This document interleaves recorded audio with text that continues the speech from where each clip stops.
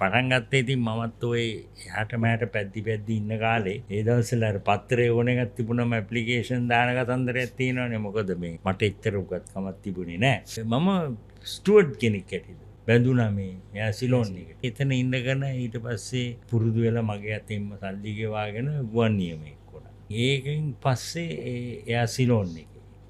ඊට පස්සේ එයා ලංකාවකට ආවා. ඒකේ වැඩ කරලා අන්තිමට මම හිටියේ ප්‍රධාන ගුවන් නියමුවාට. චීෆ් පයිලට් කියන්නේ. ඒක කාලයක් ආවා ඒ වැඩ කරන්න බැරි කාලේ කියන්නේ ඇත්තම කියන්න කිලිම කියන්න බෑනේ.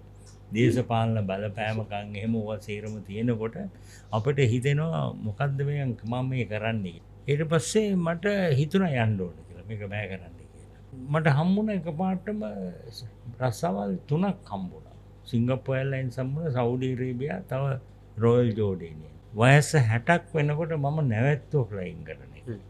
රලා මම ආවා ශ්‍රී ලංකන් එකට සිමිලේටර් එකේ ළමයි පුරුදු. එහෙම ඉන්නකොට මට බෝයින් එකෙන් අඬ ගහලා මෙහෙම එන්න කිව්වා. ඉතින් මම ආයි ගියා. ඊළඟ සිංගප්පූරුවේ ෂැන්හායි බෙල වැඩ කරා.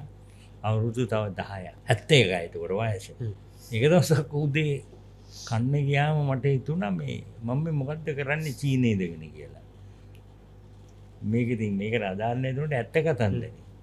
මම බැලුවා දැන් මේකෙන් මං හම්බ කරන එකෙන් මට වැඩක් නැහැ නේ. මට සල්ලි ලොකෝ ගාණක් තිබුණා කියන එක නෙමෙයි. අපිට තියෙන එක ඇති හින්දා වෙලාව අපරාධේ නේද මේ දැන් 71ක් කියන ලොකු ගාණ මං ආවා හැරිලා ගෙදර ලංකාවට